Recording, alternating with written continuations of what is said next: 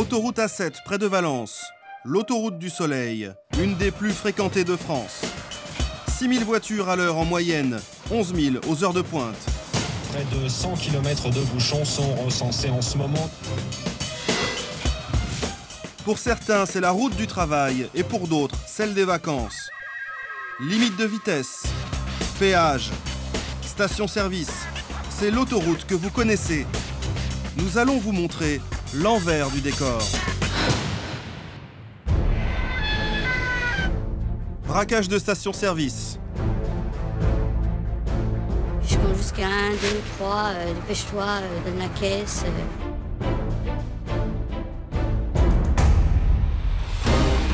Fraude au péage.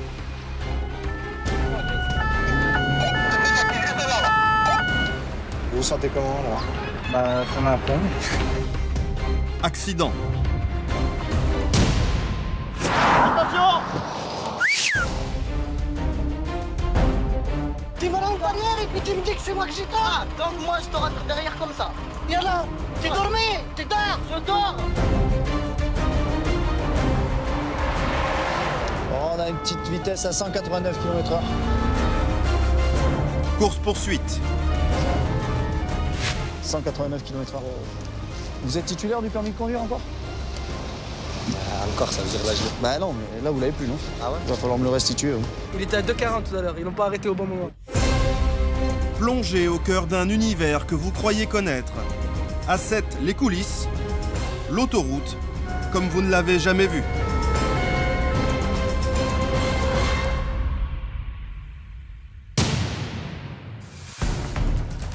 « 3 heures du matin. Une voiture s'arrête à la station, mais ce n'est pas pour prendre de l'essence. 2 hommes cagoulés entrent armes au poing et foncent vers la caisse. L'employé n'a pas le choix. Elle donne la recette et des cartouches de cigarettes.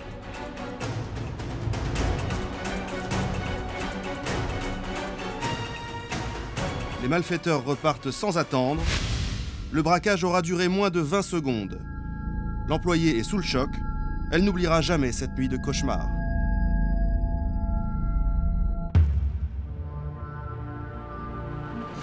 Ils ont dit, je compte jusqu'à 1, 2, 3, dépêche-toi, donne la caisse. Et voilà. Et ça passe vite en fait. Le deuxième, ça durait 10 secondes. J'ai l'impression que ça durait 1 heure. Pour les braqueurs, le butin est maigre. Un peu plus de 200 €. Je sais pas ce qu'ils ont dans la tête. Je pense que l'argent est plus fort que tout pour eux. Hein. Je pense toute ma vie, hein. C'est des trucs qui restent quand même. Quelques semaines plus tard, une autre station-service est braquée, à plusieurs kilomètres de là. Le mode opératoire est presque le même. C'est Patrick qui tenait la caisse cette nuit-là. Il était à 1 mètre de moi, il me tenait en joue. Il était menaçant? Oui, celui qui avait l'arme, oui. J'étais surpris, ils m'ont demandé la caisse, j'aurais donné la caisse.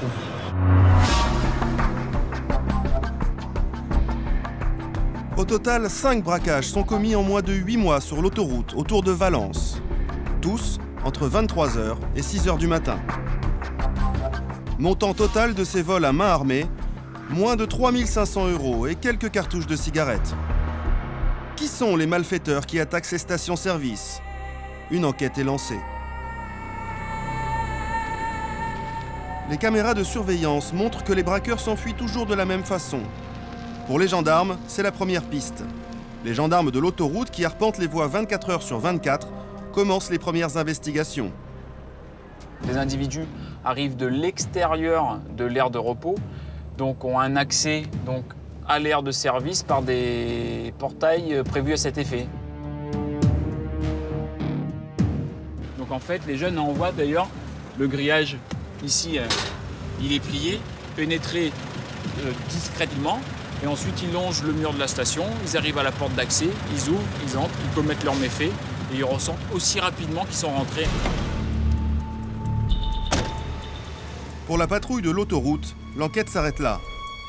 Elle passe le relais aux hommes de la brigade de recherche, les enquêteurs de la gendarmerie.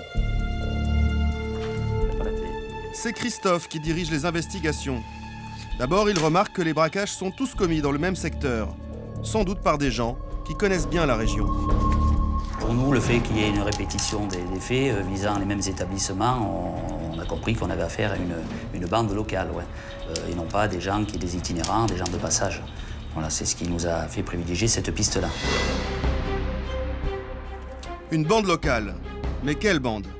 Certains témoignages amènent les gendarmes sur des jeunes gens qu'ils connaissent et qui ont déjà un casier judiciaire. Une enquête de proximité et une surveillance téléphonique vont confirmer leurs soupçons. Mais bientôt, les braqueurs eux-mêmes vont commettre une énorme erreur. Sur un de leurs braquages, ils abandonnent une cagoule que les gendarmes retrouvent. Elle permettra peut-être d'identifier l'ADN de l'un des voleurs.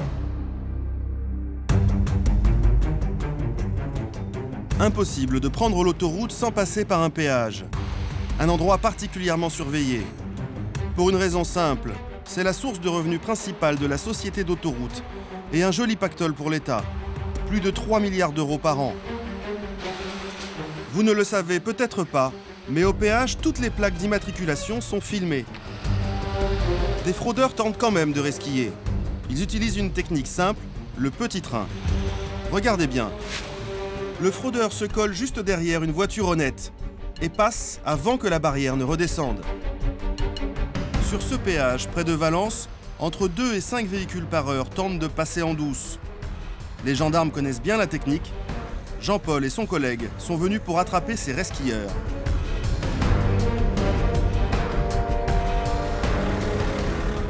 Ma mission, c'est de se mettre en planque au péage et en liaison avec une personne des autoroutes qui est cachée dans une cabine et qui est assermentée. Il va me donner les véhicules qui passent en force, sans payer. C'est le petit train. Au péage, Jean-Paul a un complice. 7 employés de l'autoroute avec la chasuble jaune. Il a prêté serment devant la justice et il est en liaison radio permanente avec les gendarmes. Oui, donc c'est la patrouille gendarmerie. Est-ce que tu me reçois bien? Jean-Paul se range discrètement dans une contre-allée à l'abri des regards. Comme le véhicule est sérigraphié, on préfère être planqué plutôt qu'être vu et ne pas avoir l'infraction commise. On est en planque. Les gendarmes sont prêts à partir à la moindre alerte. Et ils n'attendent pas très longtemps le premier signal radio.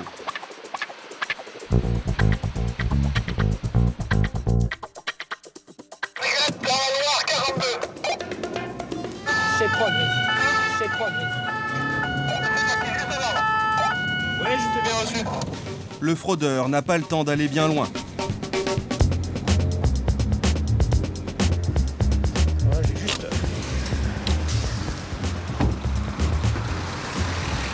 Bonjour monsieur. C'est pourquoi on vous contrôle? Déjà, est-ce que vous avez le ticket? Vous n'avez pas de ticket? Bon. Je n'allais pas trop me croire, mais en fait, j'ai tombé... Enfin, je sais pas, Bon, je vous explique. Il y a 2 parties dans ce qui va vous arriver. Moi, au niveau du code de la route, je vais vous rouler une infraction comme quoi vous êtes passé en violation au péage, sans vous acquitter du péage. D'accord? Et deuxièmement, vous allez vous rendre à la SF pour vous acquitter du montant du péage, chose que vous auriez dû faire au départ. D'accord? J'ai mangé à une aire d'autoroute et je sais pas ce que j'ai fait de mon ticket. Donc, j'ai déjà entendu parler qu'un copain faisait ça et du coup je me suis dit bon au lieu de payer la totalité du péage, je vais faire ça. Vous vous sentez comment là? Bah comme un con.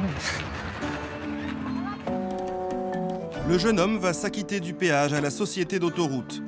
Sans ticket, il va devoir payer le trajet le plus long.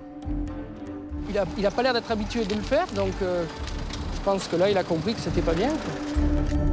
Mais ce n'est pas tout. Après le péage, l'amende. Il n'y a pas de retrait de points. C'est une amende donc à 22 €, sans retrait de points. Pas de retrait de points, mais le petit train va lui coûter cher.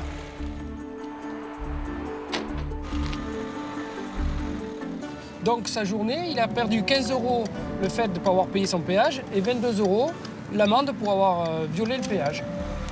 Total 37 €, 5 fois plus que le tarif normal. Jean-Paul se remet en planque. Et quelques minutes plus tard, le deuxième petit train.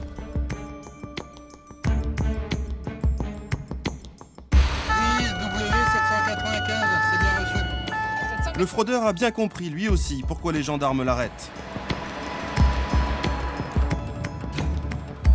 La seule autoroute dans toute l'Europe où on paie vraiment cher, c'est l'autoroute en France. C'est un truc incroyable. C'est la première fois que vous faites ce type de fraude? Sans commentaire. Le coût du trajet Lyon-Valence, c'est 7 €, soit 2 centimes du kilomètre. Le même tarif que la plupart des autres autoroutes en France. L'autoroute est peut-être chère, mais il est libre. C'est-à-dire que celui qui ne veut pas le prendre, il prend le national. On n'impose pas aux gens de prendre l'autoroute, même si c'est quand même plus pratique. C'est pas à moi de savoir si c'est cher ou pas cher. Moi, j'ai ma propre opinion là-dessus. District de Chanas, à quelques kilomètres de Valence.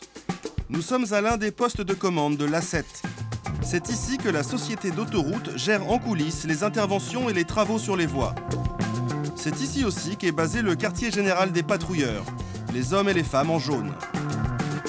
André patrouille sur ce secteur depuis 10 ans.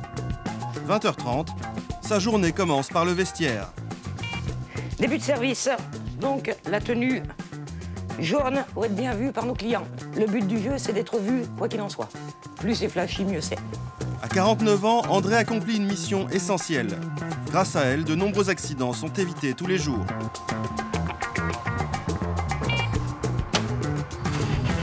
Je vais faire un essai au niveau de mon fourgon pour voir si tous mes panneaux marchent.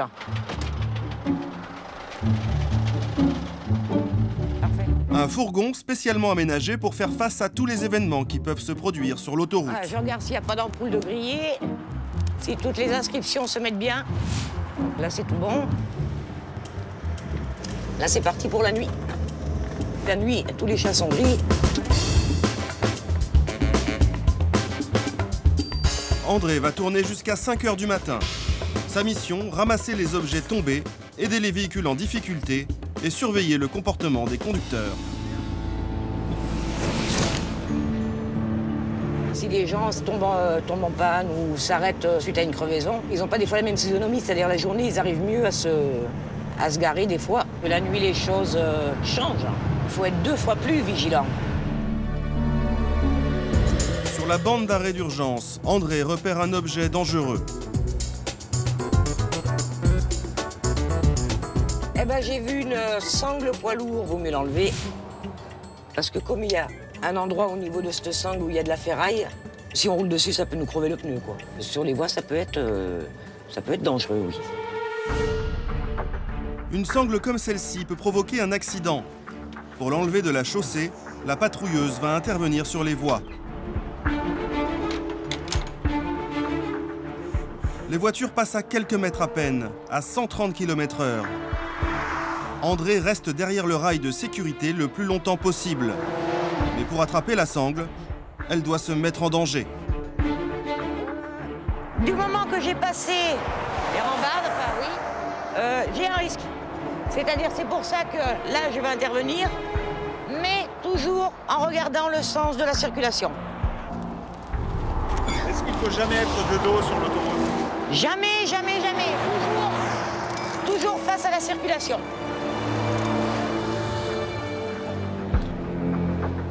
Voilà ce que c'est. Une sangle poids lourd. Ça, si ça rencontre un pneu, si c'est sur les voies, oui, ça peut être très dangereux. André vient peut-être d'éviter une catastrophe. C'est reparti.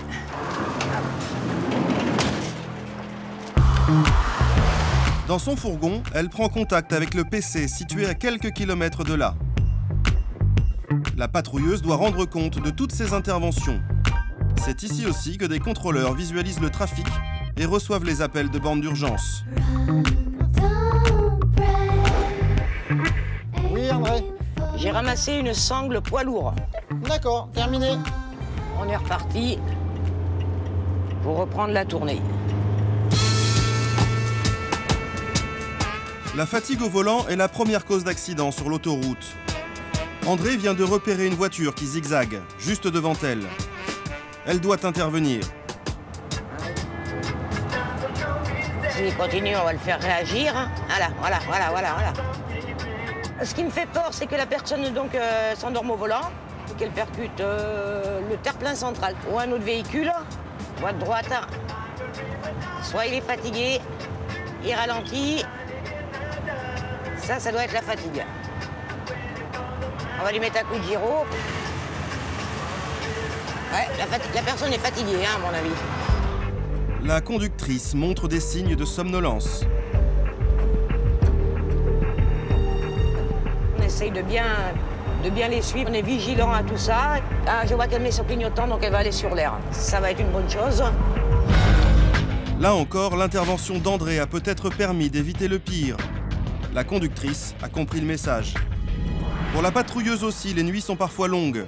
Quand elle sent la fatigue venir au volant, André ne prend pas de risque. On est humain, hein, on est comme tout le monde. Quand on a un léger coup de pompe, bah, on a des aires de repos, donc on s'arrête, on marche un peu, on boit un café. On fait comme les clients. Quelques kilomètres plus loin, Christophe de la brigade rapide d'intervention est appelé en urgence. Ouais, affirmatif, on est en sens sud-nord, on monte sur un accident. Il est à quel endroit?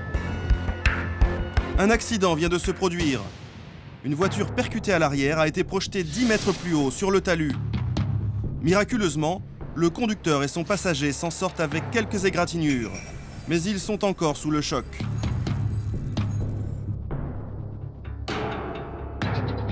Il devait rouler sur la voie de droite. Il s'est fait percuter probablement, on va dire, par un camion parce qu'il a été projeté quasiment sur le haut, là, sur le bas-côté.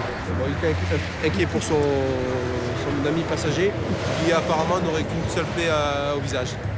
Voilà. Le camion a disparu et les victimes sont incapables de donner le moindre signalement.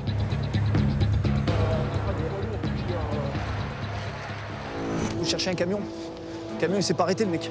Il faudrait faire le tour des airs pour éventuellement... Il a dû sortir, le poids lourd, il a dû sortir. Ah, il est peut-être sorti, mais peut-être qu'il a continué. Les pompiers arrivent sur les lieux. Ils vont prodiguer les premiers soins. Un suivi psychologique a également été prévu. L'auteur est toujours en fuite. Christophe part à sa recherche. Pour l'instant, il suffit plus qu'on retrouve le chauffeur du camion. Mais là, il a été percuté à l'arrière, le véhicule, donc ça veut dire que lui, il l'a pris de face. Christophe recherche donc un camion accidenté à l'avant. Ben là, on vérifie tous les avants de camions. Alors là, sur cette aire-là, à peu près une centaine de camions. Non, j'ai rien. Donc bon, déjà, c'est pas ces deux véhicules. Pour l'instant, c'est un bon état, bon état, bon état. Après une demi-heure de recherche, pas la moindre trace du camion. Mais un deuxième accident vient juste de se produire à quelques mètres de là. Un autre camion vient de percuter une camionnette. Les deux conducteurs sont sur le point d'en découdre, au beau milieu de l'autoroute. Tu me rends barrière et puis tu me dis que c'est moi que j'ai tort. Ah, donc moi je te rentre derrière comme ça. Et là, tu dormais, tu dors, je dors. Pour rentrer dans une camion, tu dors. Eh non, je suis pas dormir. Oh, tiens, regarde-moi. J'ai un collègue avec moi, on discutait. Oh oui, bah tu parles avec lui, t'es pas là. Non, attention, non, je suis pas d'accord. Les gendarmeries vont faire... Écoute, les gendarmeries vont faire leur enquête, et puis ça va. Hein. Je me rentre derrière, moi j'ai tendu le coup derrière, paf. Et d'un coup, paf, ils nous ont coupé la route, et commence à s'arrêter. Si tu me coupes la route comme ça, je peux pas m'arrêter. Bilan, aucun blessé, mais des gros dégâts matériels. Pare-brise cassé pour le camion. Le fourgon, quant à lui, a perdu une partie de son chargement, mais aussi de l'huile et de l'essence. Les débris sont éparpillés sur la voie de droite. Il faut éviter le suraccident.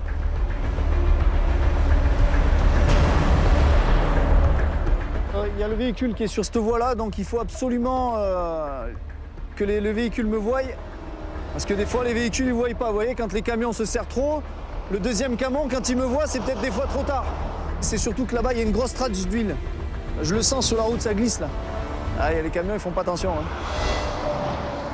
Seul avec une simple lampe torche, Christophe est en danger. Putain, oh, culé, connard. Ah putain, il me fonce dessus, c'est con. Je suis dans le noir, hein, ma pauvre. Hein. Le gendarme vient d'éviter de justesse un 35 tonnes lancé à toute allure. J'ai une lampe, mais je suis dans le noir avec le gilet. T'es sur l'autoroute. Hein. Son collègue a appelé du renfort. Les gendarmes et un patrouilleur arrivent enfin à la rescousse. Salut, tu vas? Alors t'as pas mal d'huile là-bas et c'est glissant là. Fais gaffe parce qu'il a pété le moteur. Tu vois, le camion, il est posé en première voie et il peut plus bouger, le moteur est par terre. Le patrouilleur commence par sécuriser le terrain. Voilà, ça y est, il commence à mettre son balisage, donc après, là, ça va aller un peu mieux déjà. Ça va faire ralentir un peu tout le monde. Et au moins, on aura soigné la circulation routière, il n'y aura pas eu d'accident, de suraccident, et tout se passera bien. Christophe a évité le pire. La patrouille prend les affaires en main. Bon, on vous laisse? Ouais. Allez, bon courage. Ciao. Ben vous aussi, vous avez fini? Ouais, on termine. Mais nous, on commence. Voilà. Allez, chacun son tour. Hein. Allez. Donc, il va falloir un dépanneur camion, il va falloir un dépanneur voiture.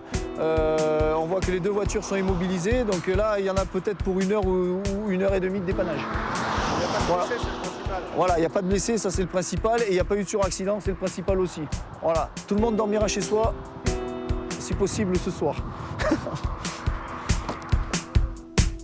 Le camion et la fourgonnette ont été remorqués quelques heures plus tard.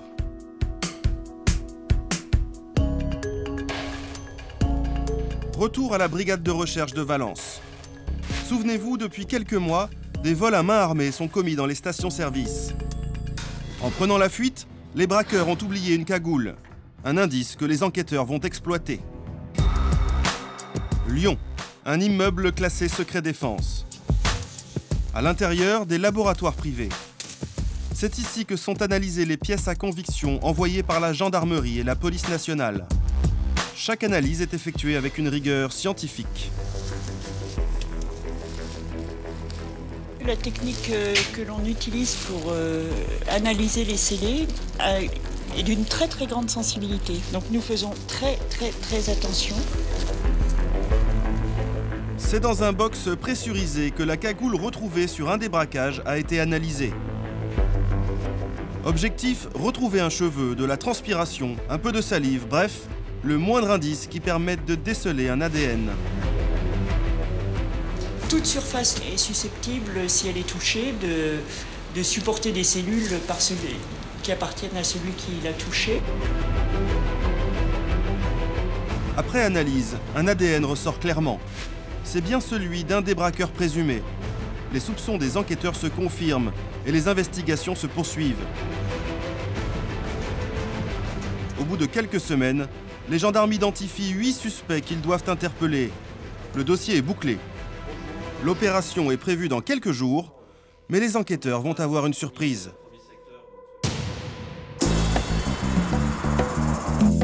Sur l'autoroute, la vitesse est limitée à 130 km/h et gare aux contrevenants. Christophe est chargé de les traquer. Entre ses mains, les fameuses jumelles de mesure. Pilote de la BRI, la Brigade Rapide d'Intervention, il a reçu une formation spéciale pour rattraper les chauffards lancés à plus de 200 km/h sur l'autoroute. Son bolide, 225 chevaux, vitesse de pointe 240 km/h, une accélération foudroyante, de 0 à 100 km/h en 6 secondes. Christophe et son collègue sillonnent un tronçon de 145 km entre Lyon et Montélimar. Un passage obligé pour les touristes et les professionnels qui descendent vers la Méditerranée. C'est la route vers l'Espagne. Et l'Espagne, donc, quand même, au niveau de tout ce qui est fruits et légumes, c'est quand même ceux qui alimentent toute l'Europe. Donc déjà, tout ce qui est camion espagnol, il y a beaucoup de passages. Ensuite, après tout ce qui est touriste, tous ceux qui veulent descendre sur la Côte d'Azur ou le Languedoc ou aller en Espagne, que ce soit n'importe quel pays d'Europe, ils passent par ici, quoi. Après 11 ans de BRI, Christophe a ses clients préférés. Oh putain, les parigots, on les aime ceux-là. Le Parisien vient déjà de faire 600 km pour arriver jusqu'ici. Donc c'est sûr, quand il arrive ici, il en a déjà plein les bottes. Et puis s'il en est plus qu'à 200 km, il se dit j'ai vite fait d'y être en 1h30. Donc il a tendance à se relâcher un petit peu et puis d'aller un peu plus vite. Hein. Et c'est là où c'est le plus dangereux, c'est là où il est le plus fatigué en plus. C'est Christophe et son collègue qui choisissent les points de contrôle. Le premier prend les voitures en ligne de mire, le deuxième se tient prêt à démarrer à la poursuite des chauffards. Ah, c'est 67 km/h. Alors on a mesuré donc la vitesse du monsieur à 167 km/h. Plus de 30 km/h au-dessus de la limite légale. Mais le conducteur n'a pas le temps d'aller bien loin. Donc à l'arrière, vous avez un panneau qui permet donc de mettre un petit message. Donc ici, nous, le message qui s'affiche derrière, c'est « Gendarmerie, suivez-moi ». Donc la personne va nous suivre, on va l'emmener sur l'air.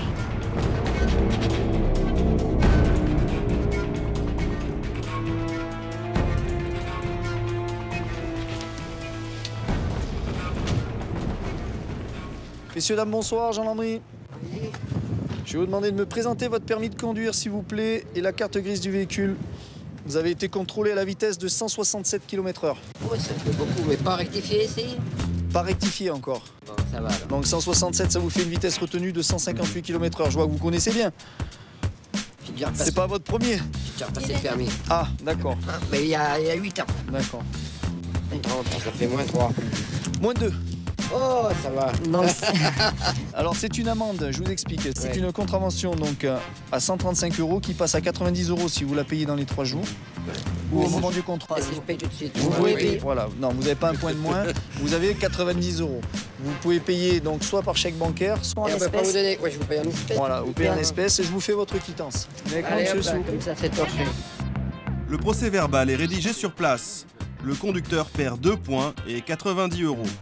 Il ne semble pas trop affecté par la sanction. Je vais vous dire que je fais 30-40 000 km par an. J'ai eu le permis à 18 ans et 6 jours. J'ai 65 ans aujourd'hui. J'ai même pas eu une éraflure. Et jamais un accident. Alors j'ai vraiment l'impression que je pense que je suis moins dangereux, même si je roule à 160 avec cette voiture, que je roule avec 110 ou 120 les poubelles qu'on voit, c'est certain. Bonne journée. Merci. Le conducteur reprend la route. Christophe et son collègue vont se remettre à l'affût. Les contrôles s'enchaînent. Bonjour monsieur, contrôle gendarmerie. 258. C'est jamais agréable, mais ça fait malheureusement partie des risques.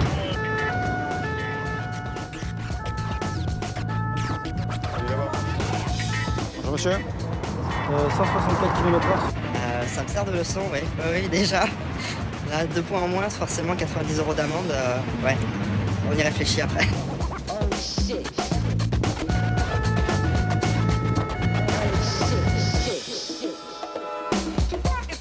Vous pouvez me présenter votre permis de conduire, s'il vous plaît?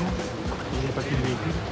Ça m'arrive très rarement, mais c'était les rares. Il y a des gens qui restent à gauche tout Ils le roulent temps. comme sur le périph', quoi. Bon, c'est vrai que je suis d'accord. Hein. Oui, non, mais là, bon, vous l'avez fait trois voitures d'un coup. Voilà. Alors, Et je la me vitesse, laisse un peu aller parce que on vous conseille de ralentir quand même. qu'il y ait une norme et qu'il faille la respecter, je suis d'accord. Hein. Bon, il n'y a pas de problème. Je sais que je vais morfler. Bon. À chaque infraction, Christophe fait de la pédagogie. Quand je vais verbaliser la personne, je vais bien lui expliquer que c'est quand même lui qui avait le volant, c'est quand même lui qui avait le pied sur l'accélérateur. Moi, je suis pour rien. Moi, je suis là pour faire respecter la loi. Fin d'après-midi, dernier point de contrôle. Donc là, on se met sur une aire en sortie et puis on va regarder la circulation. Les minutes passent et curieusement, tout le monde respecte la limitation. Les gendarmes ont un pressentiment. Christophe a sa petite idée. Il allume la radio locale. Soyez prudents, masse contrôle de vitesse sur l'autoroute A7 dans le sens nord-sud au niveau de l'aire de Bras-de-Zil. On vous surveille à 130 km/h. Merci à David, National 7. La radio locale qui prévient les automobilistes, c'est elle. MTI, installée dans une petite ville à 40 km d'Avignon. Le point route sur MTI. Très populaire dans la région, elle donne régulièrement la position des gendarmes sur son antenne. C'est Fred, un des animateurs, qui vend la mèche tous les après-midi. Et puis sur l'autoroute A7 dans le sens nord-sud, quelques kilomètres avant la sortie du Pouzin, une voiture banalisée vous attend. Les automobilistes appellent régulièrement le standard pour signaler la position des gendarmes. Toute la journée, les infos circulent à l'antenne. On vient de me le signaler, c'est super. Merci beaucoup Eric. Soyez prudents sur la route. Bon après-midi, au revoir. Voilà, 4e auditeur en l'espace de 10 minutes pour annoncer le même radar. Donc celui-là, à mon avis, vient juste de s'installer. C'est vraiment un esprit de solidarité, c'est ça qu'il faut se mettre en tête, c'est que la radio région ici, c'est vraiment un esprit de solidarité. Mais les gendarmes ont trouvé la parade. Ils s'installent quelques kilomètres plus loin. Le petit jeu de la radio ne les contrarie pas vraiment. C'est de la prévention. En disant où on est, les gens ralentissent. De toute façon, la personne qui a tendance à rouler vite, à un moment ou à un autre, elle ne peut pas avoir la radio qui la sauve à tous les coups. Là. Patrice est le directeur d'antenne et le fondateur de la radio. Respecte le timing, c'est important. Comme d'hab. Ok, ça marche. À tout à l'heure. Grâce à ses annonces aux automobilistes, la radio fait une des plus grosses audiences de la région. Pourtant, le patron se défend de faire le jeu des chauffards.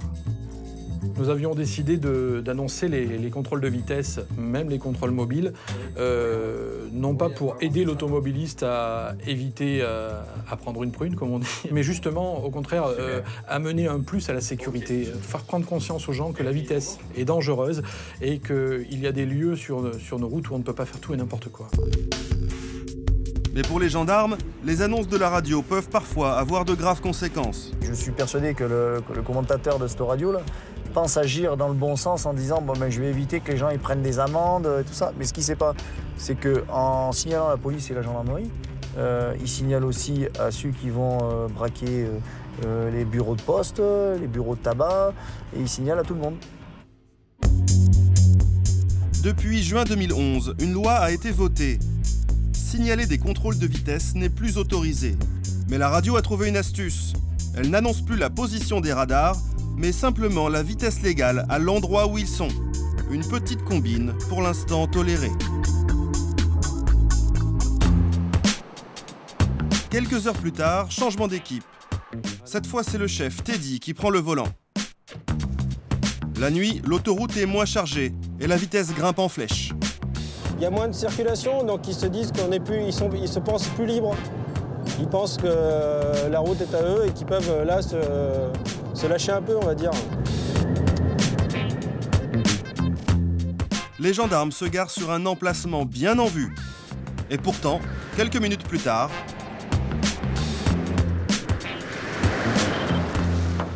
On vient de placer une BMW série 1, blanche, à 186 km/h. 56 km/h au-dessus de la limite autorisée. La sanction est simple. Plus de 50 km/h au-dessus de la limite légale, c'est le retrait de permis. La course-poursuite s'engage. Ça commence à être une grosse vitesse, 186 km/h, oui. 230 au compteur. En moins de 4 km, les gendarmes reviennent à hauteur de la voiture blanche.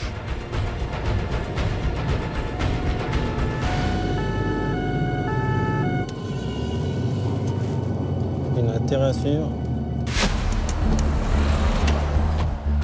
Bonsoir monsieur. Bonsoir.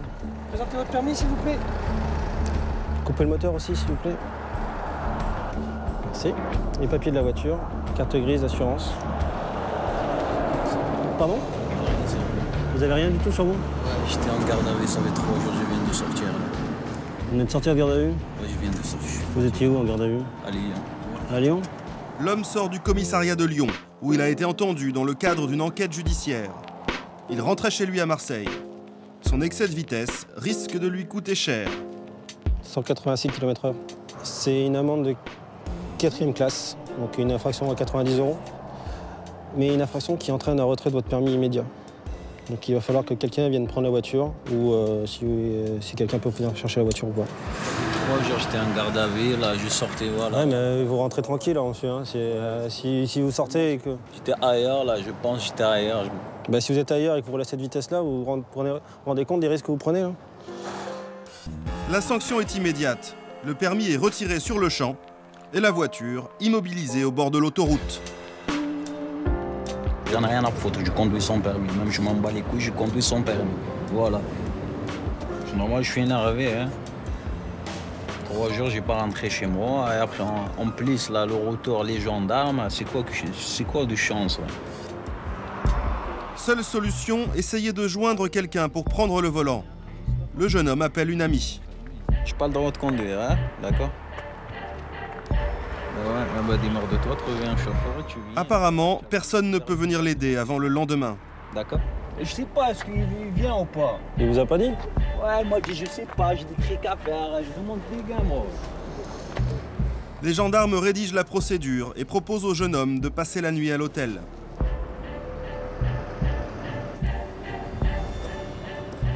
Là, pendant 72 heures, vous n'avez pas le droit de conduire. Et le préfet prendra une décision pour une suspension du permis. Tu prends la voiture avec le monsieur pour la déposer sur le parking? Il est 3 h du matin. Les gendarmes emmènent le conducteur à l'hôtel le plus proche. Sa voiture est immobilisée, mais il garde quand même les clés.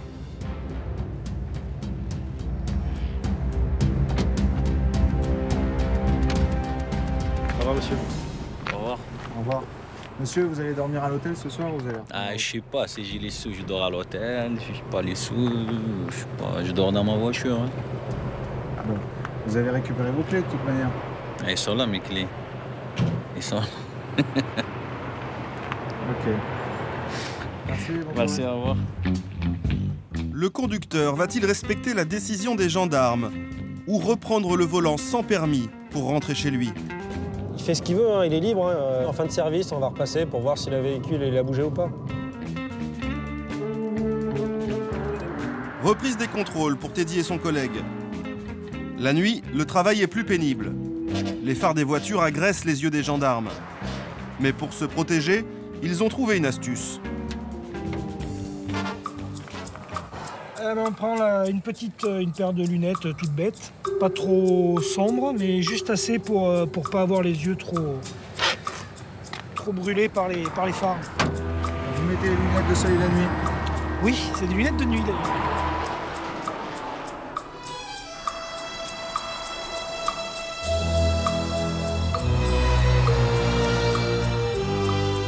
Les contrôles ne donnent rien.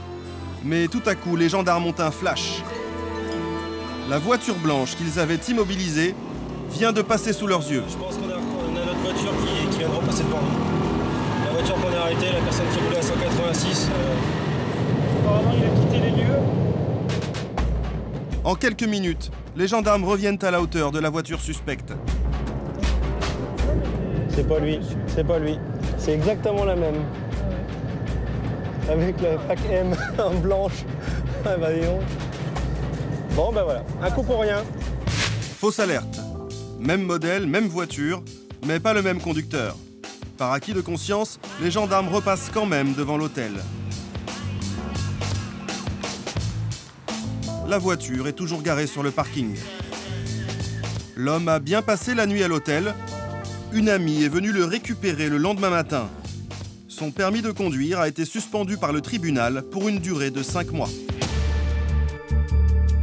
Samedi, 4 h du matin, l'heure des sorties de boîte. Une heure critique pour les gendarmes qui multiplient les contrôles. Donc cette nuit, contrôle alcoolémique comme à l'accoutumée. Donc il y a 3 postes. On travaille, n'oubliez pas, en sécurité. Bon service, à tout à l'heure. Allez, en avant. Une vingtaine de gendarmes vont se positionner à la sortie des péages. La lutte contre l'alcool au volant est une des priorités pour les gendarmes de l'autoroute. Là, c'est les horaires sortis de boîte. Et comme il commence à faire les beaux jours, justement, les gens aiment bien aller boire un peu plus que raison. Et malheureusement, on les retrouve au petit matin dans les fossés. L'adjudant Jean-Paul et ses collègues doivent être vigilants. Les personnes éméchées sont souvent imprévisibles. On ne sait jamais qui on a affaire en face. On essaye d'être toujours à 2 pour qu'il y en ait un qui fasse le contrôle et un qui le protège. Les personnes qui ne veulent pas être contrôlées parce qu'ils n'ont pas de permis, parce qu'ils n'ont plus d'assurance, parce qu'ils ont bu, le risque est de se faire écraser. Il faut prendre des munitions. Les munitions, ce sont des embouts à usage unique dans lesquels les conducteurs vont devoir souffler. Bonsoir. Bonsoir. Gendarmerie contrôle alcoolémique. C'est parti pour une série de contrôles. Personne ne peut y échapper. Pour le moment, 0. Les premiers résultats sont encourageants. Impeccable, c'est tout bon. Bonne route, monsieur. Bonne soirée. Au revoir. C'est plutôt positif puisqu'on n'a aucun dépistage positif, justement. On n'a aucun, donc c'est parfait, on est content. Pourvu que ça dure. Mais ça ne va pas durer très longtemps. 6 h du matin.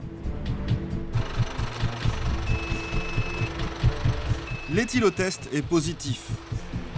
Mais quel est le taux exact d'alcoolémie de cette jeune femme? Pour le savoir, elle est emmenée dans un fourgon spécialement aménagé. On a l'éthylomètre prêt à fonctionner. En fin de compte, on est autonome, on peut tout faire sur place. On n'a pas besoin d'aller au bureau.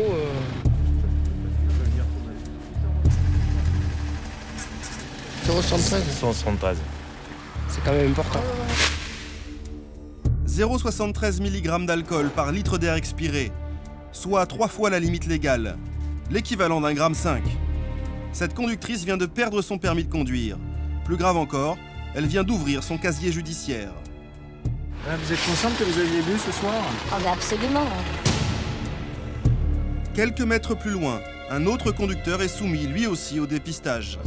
Et cette fois, les choses ne vont pas se passer tout à fait comme prévu. Vous êtes positif, monsieur. Vous allez venir avec moi, on va aller souffler un kilomètre. C'est de l'arnaque. Vous avez consommé l'alcool? Ouais, j'ai bu quelques verres, je vous mens pas. D'accord, il y a combien de temps? Il y a quoi, 2 heures? Moi j'ai bu 2 verres, monsieur. Un vodka et un whisky. On va pas me retirer le périmètre quand même. Sinon ce serait la folie. Dans la fourgonnette, le jeune homme fait semblant de souffler dans l'appareil. Visiblement, il a bu et il tente par tous les moyens d'échapper à la sentence. Arrêtez, ça sert à rien. Il faut recommencer. Il faut le dire, ça, les machines elles sont pas fiables. Moi je signe rien, parce que la machine elle marche pas. Je vais appeler un expert. Monsieur le maire, je vais l'appeler maintenant. Je vais dire, je fais un contrôle, ça fait 2 heures que je suis ici. Allô? Oui, monsieur le maire. Le conducteur essaie de gagner du temps. Il est persuadé que son taux d'alcoolémie est tel qu'on va lui enlever son permis sur le champ. Les gendarmes vont devoir faire preuve de patience. Ah, j'ai soufflé 10 fois. Comment il faut souffler? Ouais, c'est voilà, il faut le faire comme de la machine. Vous voulez que la machine elle marche pas, c'est pas de ma faute. C'est une machine chinoise. C'est une machine chinoise. Moi, regardez. Est-ce que je suis bourré? Je suis pas bourré. Ils me disent que je suis bourré. Regardez, monsieur. Je vais leur faire un test à ma façon. Regardez le test. Vous voyez le trottoir? Ben, je vais pas tomber. Si je serais bourré, je tombe. Ben, regardez-moi le test. D'une manière ou d'une autre, l'essentiel pour nous, c'est de l'avoir en fin de compte sorti de sa voiture. Voilà. Et puis au moins pendant ce temps-là, c'est sûr qu'on on est sûr qu'il ne va pas créer un accident. Donc on va l'amener à l'hôpital, on va lui faire un prélèvement. C'est bon, allez, c'est bon. Non, mais c'est pas grave. C'est pas grave, je vais à l'hôpital. Mon avocat m'a dit bien, moi je pas du tout. Le jeune homme refuse toujours de se soumettre au contrôle. Une seule solution, l'emmener à l'hôpital pour faire une prise de sang. Là encore, les gendarmes vont devoir faire preuve de patience. Jamais on fera une prise de sang. Ça, je vous le dis. On va faire dormir un garde à vue. Si vous avez de belles cellules. D'accord. Quelques heures plus tard, retour à la brigade. Je sais pas ce qu'ils m'ont fait. Prise de sang, je sais pas quoi. J'étais pas d'accord, ils me l'ont fait sans autorisation. Moi, j'étais pas d'accord. Mais ils me l'ont fait quand même quand je dormais, parce que j'étais dans les pommes. Ils m'ont fait une prise de sang. J'accepte. En attendant les résultats de la prise de sang, les gendarmes retiennent le permis de conduire du jeune homme. Ça fait une allergie, là. Mon permis que je voulais d'autre. Ah, je suis pas machinerie. Ils m'ont pris mon permis, ça y est.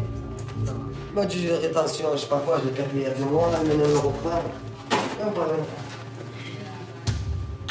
Travailler pour le permis. Les gendarmes apprendront un peu plus tard que ce jeune homme n'en est pas à son coup d'essai. On lui a déjà retiré 3 fois son permis de conduire. Dans l'après-midi, Jean-Paul appelle l'hôpital pour connaître les résultats de la prise de sang. Je vous téléphone pour avoir le résultat de l'alcoolémie. Donc on a retrouvé 0,71 grammes par litre. D'accord. Voilà. Merci beaucoup. Bonne journée. Au revoir. 0,71 grammes par litre de sang, c'est une contravention. C'est la petite infraction au niveau de l'alcoolémie, quoi. Donc il perd pas son permis. Il perd 6 points et 90 € s'il paye de suite dans les 3 jours. En refusant les contrôles, le jeune homme a pris le risque de subir une peine beaucoup plus lourde. Si jamais il ne voulait pas se soumettre aux vérifications, c'est un délit. Donc partant de là, rétention du permis de conduire, il perd aussi ses 6 points, on peut le mettre en garde à vue et il va passer au tribunal. C'était quand même... et il prend normalement, on va dire le maximum, puisque ne pouvant pas contrôler son taux, on considère qu'il avait un maximum. Le jeune homme a finalement retrouvé son permis de conduire, mais il perd 6 points et 90 €.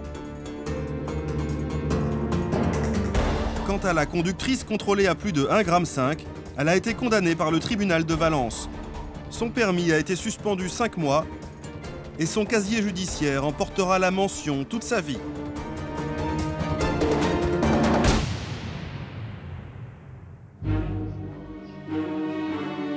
« 6h45 du matin. Plus de 50 gendarmes sont mobilisés pour interpeller le gang soupçonné de braquer les stations-service de l'autoroute.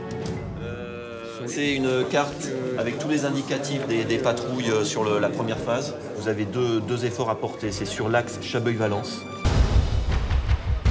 8 individus ont été identifiés, répartis dans 5 domiciles différents.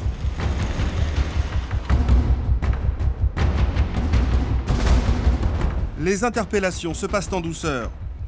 Les suspects n'opposent aucune résistance. Certains sont encore mineurs, les autres à peine majeurs. Après avoir interpellé les braqueurs présumés, les gendarmes commencent les perquisitions. Ils cherchent les armes, les vêtements ayant servi au braquage, et aussi les cigarettes et l'argent volé. Pour le moment, rien à signaler. Et pour l'instant, les perquisitions sont négatives, mais les éléments de l'enquête nous permettent évidemment la garde à vue des intéressés. Mais les perquisitions continuent. Et dans la cave de la petite amie de l'un des suspects, c'est le jackpot. Voilà tout l'attirail du braqueur, hein. Vraiment tout l'équipement du braqueur là. Cagoule, gants, pistolet automatique à plomb, blouson. Là on a trouvé un blouson qui peut servir de pièce à conviction. Des pièces à conviction intéressantes. Une cagoule qui ressemble étrangement à celle utilisée par les malfaiteurs. Un pistolet qui ressemble lui aussi à l'arme utilisée sur les braquages. Mais ce n'est pas tout. Au-dessus d'une étagère, un sabre bien affûté. Mais les gendarmes ne sont pas encore au bout de leur découverte. Je crois qu'ils vont pouvoir venir, Valence, là. Ah ouais. Mais, du lourd. Ouais. C'est du lourd. C'est kilo, ça, 1 kilo. 4 blocs de résine de cannabis. Cette fois, les gendarmes n'ont plus seulement affaire à des braqueurs présumés, mais peut-être aussi à des trafiquants de drogue.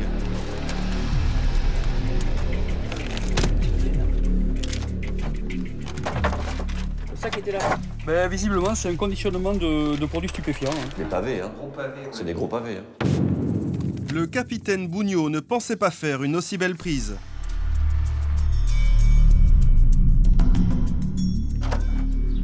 Bingo. Vous êtes content de cette prise?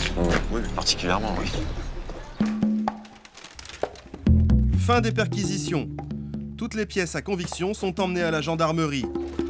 L'arrivée des enquêteurs a réveillé le voisinage. On dit que c'est un quartier calme, ben, j'ai vite déménagé. Hein.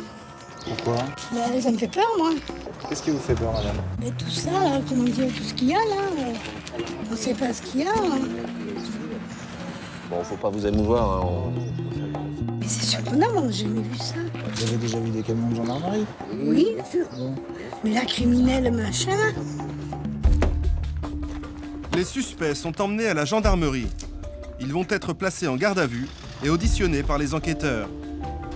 La jeune fille, propriétaire de la cave, prétend ne rien savoir.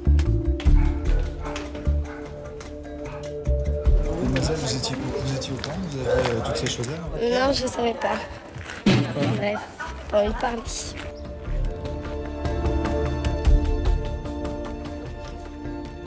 Ah ben, on ne s'est pas déplacé pour rien, là. Donc, entre les armes, la drogue, non, c'est un coup complet.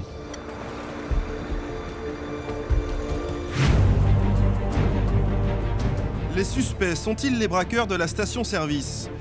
Vont-ils passer aux aveux?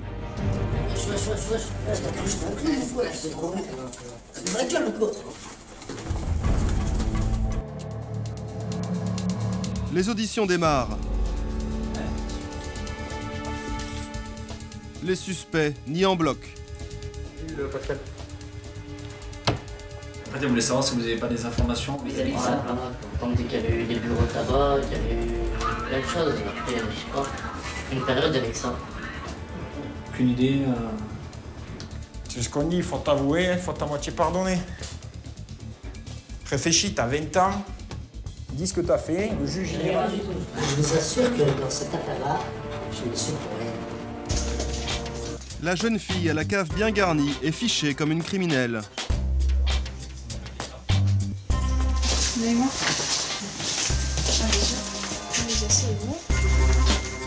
Pendant son audition, elle continue à clamer son innocence. Elle ne serait pas descendue dans sa cave depuis plusieurs années. Manifestement, son appartement était l'hôtel des commandeurs, où tout le monde venait, tout le monde sortait et tout le monde pouvait prendre ce qu'il voulait. Donc, est-ce qu'elle est liée ou est-ce qu'elle est pas liée? Est-ce qu'elle a connaissance de ce qui a été mis chez elle? Moi, je suis dubitatif, moi, j'en suis vraiment pas certain du tout. Mais bon, moi, je pense effectivement c'est plus une victime, en tout cas une pigeonne là-dedans. Elle se définit elle-même comme quelqu'un qui est faible et dont beaucoup ont abusé de la crédulité. Les blocs de stupéfiants retrouvés dans la cave ressemblent à s'y méprendre à de la résine de cannabis. Pour en avoir le cœur net, les gendarmes utilisent un kit de dépistage. Je vais leur frotter cette bandelette au but. Si la bandelette se colore en rouge, c'est de la résine de cannabis.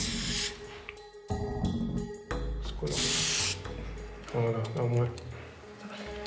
Donc il s'agit bien de cannabis. Au total, plus de 4 kilos de drogue.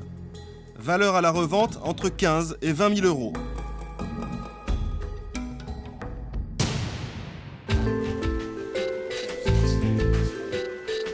Depuis juin 2011, la loi prévoit qu'un avocat assiste les suspects dès le début de leur audition. Maître Flo a été appelé par l'un des braqueurs présumés. Ça va pour ça aussi. Ça va. Ah, vous reprenez donc la suite de ce matin, non? C'est l'ADN de ce jeune homme qui a été retrouvé dans la cagoule oubliée après un braquage. Comment expliques-tu que ton ADN était retrouvé sur la cagoule qui a servi au braquage? Qu'est-ce que tu vas lui dire au juge demain? Il sortira la vérité après. Mais c'est quoi la vérité alors? La vérité, je vais jeter. Mais qu'est-ce que ça prouve? Il y a l'ADN de mon client sur une cagoule. Très bien. Monsieur, vous portez souvent des cagoules? Non. Vous comprenez pourquoi vous avez une audition aujourd'hui et une garde à vue? Non, je ne comprends pas du tout. J'ai pas été mêlé à cette affaire-là.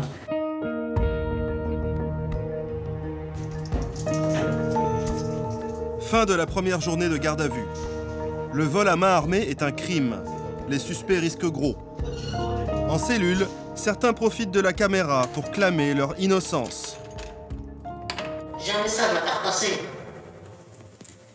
On n'a rien fait. On est innocent. Et là, il nous reproche des choses, des faits qu'on n'a pas commis.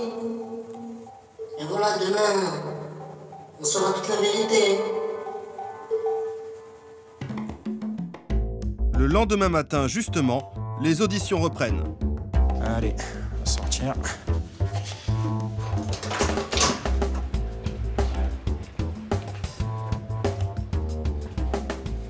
Quoi, ce que je t'ai dit après, tu y as réfléchi ou pas alors? Vous m'avez dit quoi? Sur ton ADN qu'on a retrouvé, elle n'est pas arrivée là par hasard, non? Je suis innocent. Ouais, pourtant les autres, on te l'a dit déjà, tout le monde parle. Il n'y a que toi. Qu'est-ce que tu vas dire? Cette fois-ci, les suspects vont-ils passer aux aveux? Pouvez-vous nous commenter ces photos? Deux individus qui braquent une personne. Vous êtes sûr de voir que deux individus? Le jeune homme n'en démord pas. Mais dans une pièce voisine, un autre suspect donne le nom de tous ses complices. Celui qui a l'écharpe avec la casquette, c'est celui qui a la cagoule avec le sac. Ferfedine, et toi, y étais. D'accord. Toute la bande est maintenant démasquée.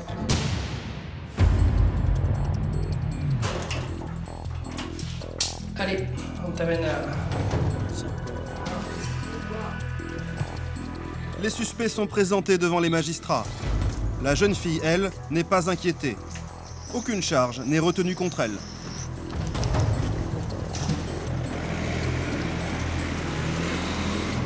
c'est la justice qui prend le relais de notre travail. Hein. Voilà, maintenant, la balle est dans leur camp. C'est la suite logique de la procédure. Jeune homme, vous vous sentez comment aujourd'hui? Confiant. Par rapport au fait qu'ils sont approchés. Vous avez réfléchi à ce que vous allez dire devant le juge? Oui. Et là, on sera toujours la même version? Oui. Arrivé au palais de justice. Allez, c'est parti.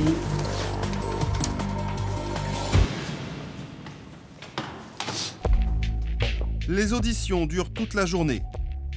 Ce jour-là, sur 8 suspects, 2 ressortent libres sous contrôle judiciaire. Les 6 autres sont placés en détention provisoire, notamment le jeune homme à la cagoule. Ça.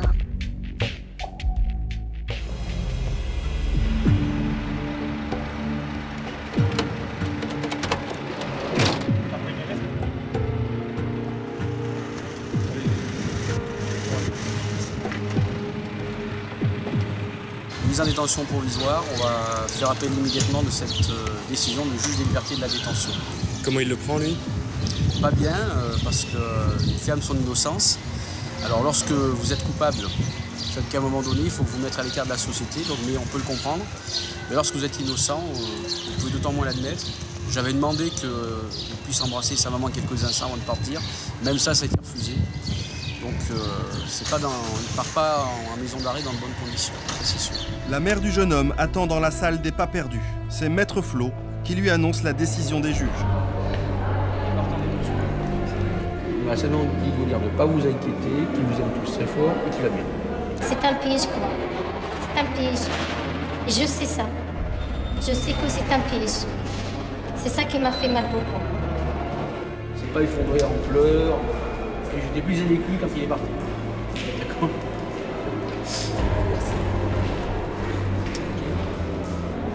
Quand on est maman, ça fait de la peine de savoir que son fils... Oui, tous les mamans.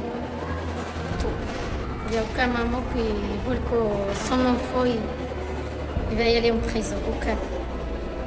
Je ne peux pas laisser les bras croisés. Je me bats pour mon fils. Je suis ici pour me battre jusqu'à la fin de ma vie.